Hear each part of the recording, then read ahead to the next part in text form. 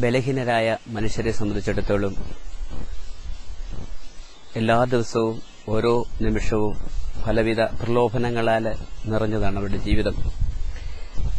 പ്രലോഭനങ്ങൾ ഉണ്ടാകേണ്ടതാണ്. എന്നാൽ പ്രലോഭന ഹേതുവാകുന്നവന് ദുരിതം എന്നാണ് ഈശോ നമ്മളോട് പറയുന്നത്. പ്രലോഭനത്തിൽ അകപ്പെടാതിരിക്കുവാൻ ഉണർന്നിരുന്ന് പ്രാർത്ഥിക്കുവിൻ. ആത്മാവ് സന്നദ്ധമെങ്കിലും ശരീരം ബലഹീനമാണ് എന്നാണ് ഈശോ നമ്മളോട് വളരെ വ്യക്തമായിട്ട് പറയുന്നത്. ബലഹീനമായ ശരീരം നമുക്കുള്ളിടത്തോളം കാലം ആത്മാവ് എത്രമാത്രം ആഗ്രഹിക്കുന്നുവെങ്കിലും പലവിധ പ്രലോഭനങ്ങളിൽ പെട്ടുപോകാനുള്ള എല്ലാ സാധ്യതകളും ഉള്ളതിനാൽ ഈശോയെ പറയുന്നത് പ്രാർത്ഥനയാകുന്ന ആയുധമെടുത്ത് പോരാടാൻ വേണ്ടിയാണ്. ലൂക്കായുടെ സുവിശേഷത്തെ സംബന്ധിച്ചിടത്തോളം അത് പ്രാർത്ഥനയുടെ സുവിശേഷമെന്നും സ്ത്രീകളുടെ സുവിശേഷമെന്നും പാവപ്പെട്ടവരുടെ സുവിശേഷമെന്നും ഒക്കെ ഈ ലൂക്കായുടെ സുവിശേഷത്തെ ബൈബിൾ പണ്ഡിതന്മാർ വിളിക്കാറുണ്ട്. നമ്മൾ ഇന്ന് കാണുന്നത് പ്രാർത്ഥനയുടെ സുവിശേഷത്തെയാണ്. അതായത് യേശുവിന്റെ ജീവിതം മുഴുവനും പിതാവായ ദൈവവുമായി അഭേദ്യമായി ബന്ധത്തിൽ ആയിരിക്കുന്ന യേശുവിനെയാണ് നമ്മൾ കണ്ടുമുട്ടുക. പിതാവായ ദൈവത്തോട് നിരന്തരമായി പ്രാർത്ഥിച്ചുകൊണ്ടിരിക്കുന്ന, ജീവിതത്തിലെ എല്ലാ നിമിഷവും പ്രാർത്ഥിച്ചുകൊണ്ടിരിക്കുന്ന യേശുവിന്റെ ചിത്രമാണ് ലൂക്കാ സുവിശേഷകൻ നമ്മുടെ മുമ്പിൽ വരച്ചു കാട്ടുക. ഏറ്റവും ആദ്യമായി ലൂക്കായുടെ സുവിശേഷത്തിൽ നമ്മൾ കണ്ടുമുട്ടുക ലൂക്കായുടെ സുവിശേഷം 3-ാം അധ്യായം 21-ാം തിരുവചനമാണ്. അതായത് സ്നാപകയോഹന്നാനിൽ നിന്ന് മാമോദീസ സ്വീകരിച്ച യേശുനാഥൻ സ്വർഗത്തിലേക്ക് കണ്ണുകൾ ഉയർത്തി പ്രാർത്ഥിക്കുകയാണ്. അപ്പോൾ പ്രാർത്ഥിക്കുമ്പോൾ ഉടനെ അവിടെ സംഭവിക്കുന്ന കാര്യങ്ങൾ വളരെ പ്രധാനപ്പെട്ടതാണ്. ജനം സ്നാനം സ്വീകരിച്ചുകൊണ്ടിരിക്കുമ്പോൾ യേശുവും വന്ന് സ്നാനമേറ്റു. അവൻ പ്രാർത്ഥിച്ചുകൊണ്ടിരിക്കുമ്പോൾ സ്വർഗം തുറക്കപ്പെട്ടു. പരിശുദ്ധാത്മാവ് പ്രാവിന്റെ രൂപത്തിൽ അവന്റെ മേല് ഇറങ്ങി വന്നു. സ്വർഗത്തിൽ നിന്ന് ഒരു സ്വരവും ഉണ്ടായി, നീ എന്റെ പ്രിയപുത്രൻ, നിന്നെ ഞാൻ പ്രസാദിച്ചിരിക്കുന്നുവെന്ന്. ഇവിടെ വളരെ പ്രധാനപ്പെട്ടതായ ചില കാര്യങ്ങൾ ഇവിടെ സംഭവിക്കുകയാണ്. യേശു പ്രാർത്ഥിക്കുന്ന, സ്വർഗത്തിലേക്ക് കണ്ണുകൾ ഉയർത്തി പ്രാർത്ഥിക്കുന്ന ആ നിമിഷം തന്നെ സ്വർഗത്തിന്റെ വാതില് ഒന്നാമതായി തുറക്കപ്പെടുന്നു. സ്വർഗത്തിന്റെ വാതില് തുറക്കപ്പെടുമ്പോൾ സ്വർഗത്തിൽ വസിക്കുന്ന പരിശുദ്ധാത്മാവ് പ്രാവിന്റെ രൂപത്തില് എഴുന്നള്ളി വരുന്നതായിട്ടാണ് നമ്മൾ കണ്ടുമുട്ടുക. പരിശുദ്ധാത്മാവ് പ്രാവിന്റെ രൂപത്തിൽ യേശുവിന്റെ മേൽ വന്നിറങ്ങുകയാണ്. അങ്ങനെ പ്രാർത്ഥിച്ച് സ്വർഗത്തിന്റെ വാതില് തുറക്കുകയും പരിശുദ്ധാത്മാവ് പ്രാവിന്റെ രൂപത്തിൽ എഴുന്നള്ളി വരികയും ചെയ്യുന്ന യേശുവിനെ നോക്കിയാണ് പിതാവായ ദൈവം പറയുന്നത്, ഇവൻ എന്റെ പ്രിയപുത്രൻ, ഇവന് ഞാൻ പ്രസാദിച്ചിരിക്കുന്നുവെന്ന്. നമ്മൾ പ്രാർത്ഥിക്കുവാനായി യേശുവിന്റെ മുമ്പിൽ വരുമ്പോൾ സ്വർഗത്തിന്റെ വാതില് തുറക്കുന്നു. പരിശുദ്ധ ത്രിത്വം നമ്മുടെ മേലെ എഴുന്നള്ളി വരുന്നു. എല്ലാ വിശുദ്ധരും മാലാഖമാരും നമ്മളോടൊപ്പം വന്ന് വസിക്കുന്നു. അങ്ങനെ വലിയൊരു അത്ഭുതകരമായ ദൈവിക രഹസ്യമാണ് ഇവിടെ യേശുവിന്റെ ഈ പ്രാർത്ഥനയിലൂടെ നമുക്ക് കർത്താവ് പരിശുദ്ധാത്മാവ് വെളിപ്പെടുത്തി തരിക. നമ്മളും പ്രാർത്ഥിക്കുമ്പോൾ സ്വർഗത്തിന്റെ വാതിൽ തുറന്ന് യേശുവിന്റെ സാന്നിധ്യം അനുഭവിച്ചറിയുകയാണ് നമ്മൾ. അടുത്തതായി ലൂക്കാ സുവിശേഷം വരച്ചു കാട്ടുന്നത് ലൂക്കായുടെ സുവിശേഷം 5-ാം അധ്യായം 16-ാം വാക്യത്തിലാണ്. യേശു എല്ലാ രോഗികളെയും സുഖപ്പെടുത്തി. ഒത്തിരി പേര് യേശുവിനെ കാണാനും യേശുവിന്റെ അനുഗ്രഹം വാങ്ങാനുമായി ഈശോയുടെ അടുത്തേക്ക് ഓടിക്കൂടുകയാണ്. രോഗശാന്തി നേടാനും അനുഗ്രഹം പ്രാപിക്കാനും തന്റെ ദുഃഖങ്ങൾ യേശുവിന്റെ മുമ്പിൽ ഇറക്കി വെക്കാനും വരുന്നവരുടെ ഒത്തിരി തിരക്കുണ്ടായിരുന്നിട്ട് പോലും യേശു അവരെയെല്ലാം വിട്ട് അവനാകട്ടെ വിദൂര പ്രദേശങ്ങളിലേക്ക് പിൻവാങ്ങി അവിടെ പ്രാർത്ഥിച്ചുകൊണ്ടിരുന്നു എന്നാണ് കർത്താവിന്റെ വചനം പറയുന്നത്. എത്രയെല്ലാം തിരക്കുകളുണ്ടെങ്കിലും നമ്മൾ പൂർണ്ണമായി പ്രാർത്ഥിക്കാനായിട്ട് നമുക്ക് കഴിയണം. പ്രാർത്ഥന മാറ്റിവെച്ചിട്ടുള്ള ഒരു ജീവിതം നമുക്കുണ്ടാകരുത്. അതുകൊണ്ടാണ് ഗ്രിഗോറിയസ് മാർപ്പാപ്പ രേഗുല പാസ്റ്റോരാബിസ് എന്ന അപ്പസ്തോലിക ലേഖനത്തിൽ പറയുക, നിങ്ങൾ പ്രാർത്ഥനാനിരതരായിരിക്കണം, മൌനത്തിൽ വിവേകിയായിരിക്കണം, സംസാരത്തിൽ പ്രയോജനമുണ്ടായിരിക്കണം, സദ്ഭക്തരുടെ സഹാവും ദുർഭക്തരെ എതിർക്കുന്നവരും പുറമേയുള്ള ജോലിയുടെ പേരിൽ ഭക്തകൃത്യങ്ങളെ വെട്ടിക്കുറയ്ക്കാത്തവരും ഭക്തവൃത്യങ്ങളുടെ പേരിൽ പുറമേയുള്ള ജോലി വെട്ടിക്കുറയ്ക്കാത്തവരുമായിരിക്കണം എന്ന് പരിശുദ്ധ പിതാവ് നമ്മളെ ഉത്ബോധിപ്പിക്കുകയാണ്.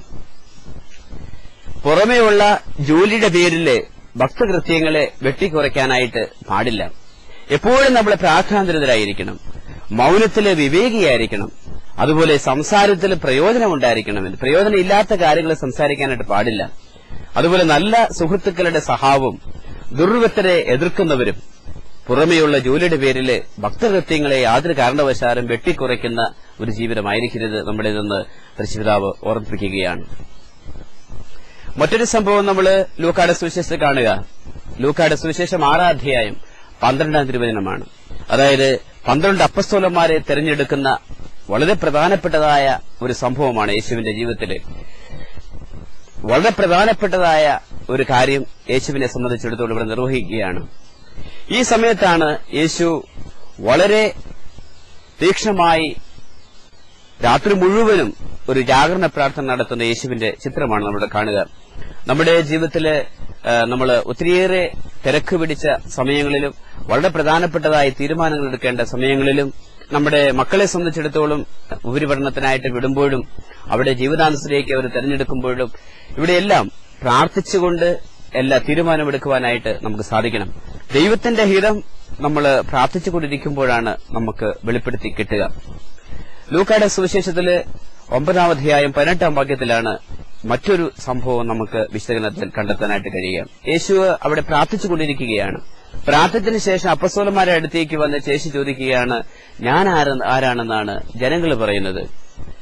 അപ്പോൾ ഓരോരുത്തർ ഓരോ ഉത്തരങ്ങൾ പറയുകയാണ്. ചിലർ ഏലിയ എന്ന് പറയുന്നു, ചിലർ മോസസ് എന്ന് പറയുന്നു, പ്രവാചകന്മാരിൽ ഒരുവനെന്ന് പറയുന്നു.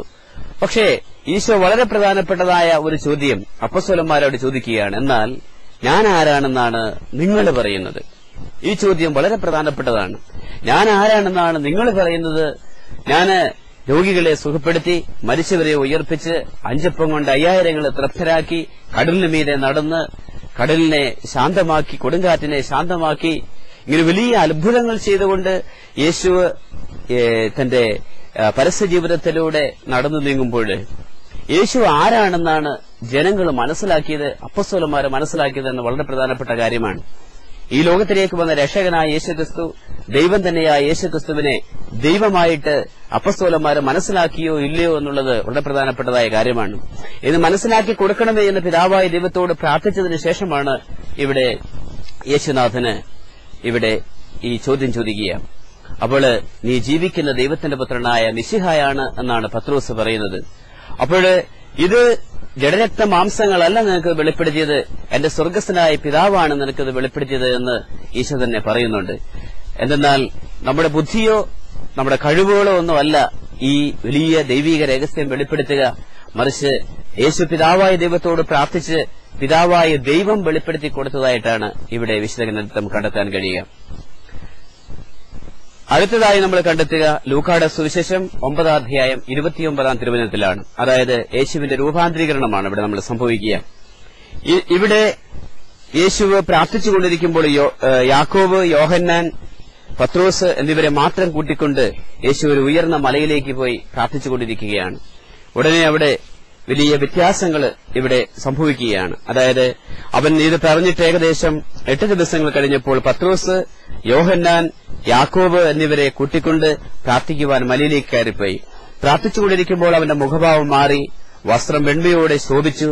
അപ്പോൾ 2 പേര്, മോശയും ഏലിയായും അവനോട് സംസാരിച്ചുകൊണ്ടിരുന്നു. അവൻ മഹത്വത്തോടെ കാണപ്പെട്ടു. അടുത്തു തന്നെ ജെറൂസലേമിൽ പൂർത്തിയാകേണ്ട അവന്റെ കടന്നുപോകലിനെ കുറിച്ചാണ് അവർ സംസാരിച്ചത്. നിദ്രാവിവശരായിരുന്നിട്ടും പത്രോസും കൂടെയുള്ളവരും ഉണർന്നിരുന്നു. അവര് അവന്റെ മഹത്വം ദർശിച്ചു. അവനോടുകൂടെ നിന്ന ഇരുവരെയും കണ്ടു. അവര് പിരിഞ്ഞു പോകുമ്പോൾ പത്രോസിനോട് പറഞ്ഞു, ഗുരു, നാം ഇവിടെയായിരിക്കും നല്ലതാണ്. ഞങ്ങൾ 3 കൂടാരങ്ങൾ ഉണ്ടാക്കാം, ഒന്ന് നിനക്ക്, ഒന്ന് മോശയ്ക്ക്, ഒന്ന് ഏലിയായിക്ക്. താൻ എന്താണ് പറയുന്നത് എന്ന് അവന് തന്നെ നിശ്ചയമില്ലായിരുന്നു. അവനത് പറയുമ്പോൾ ഒരു മേഘം വന്ന് അവരെ ആവരണം ചെയ്തു. അവർ മേഘത്തിനുള്ളിലായപ്പോൾ ശിഷ്യൻ ഭയപ്പെട്ടു. അപ്പോൾ മേഘത്തിൽ നിന്ന് ഒരു സ്വരം കേട്ടു, ഇവൻ എന്റെ പ്രിയപുത്രൻ, എന്റെ തെരഞ്ഞെടുക്കപ്പെട്ടവൻ, ഇവന്റെ വാക്ക് ശ്രവിക്കുവിൻ. സ്വരം നിലച്ചപ്പോൾ യേശു മാത്രം കാണപ്പെട്ടു. ശിഷ്യന്മാരും മൗനമവലംബിച്ചു. തങ്ങൾ കണ്ടതൊന്നും ആ ദിവസങ്ങളിൽ അവരാരോടും പറഞ്ഞതും ഇല്ല.